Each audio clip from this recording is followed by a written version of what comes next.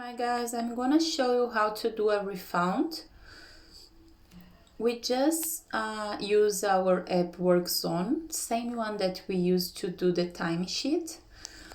Here we can see the home icon and then the timesheet one, which we use to do to add our timesheet manually. Or you can see here like a coin icon. We just press here and then we press the plus button in the top of the page in your right hand, and here we are gonna put the description. Let's say that I bought flowers for a specific client. Then I press in add expense. Here I'm gonna put the details. Let's say that I bought the flowers last Friday. And the category will be always the same, okay?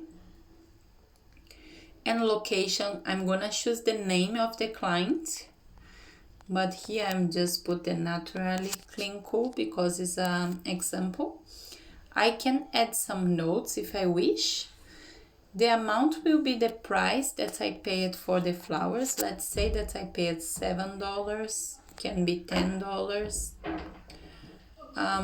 I can press save here, and then I have to add the receipt for these flowers. When I bought the flowers, I recommend you guys to print the receipt and take a picture. Then I will press here in the end, add the attachment.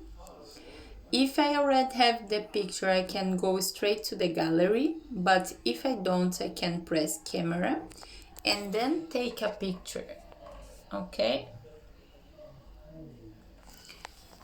And then I press done.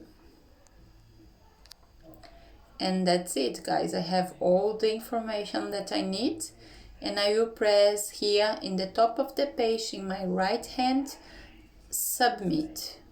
Okay, thank you.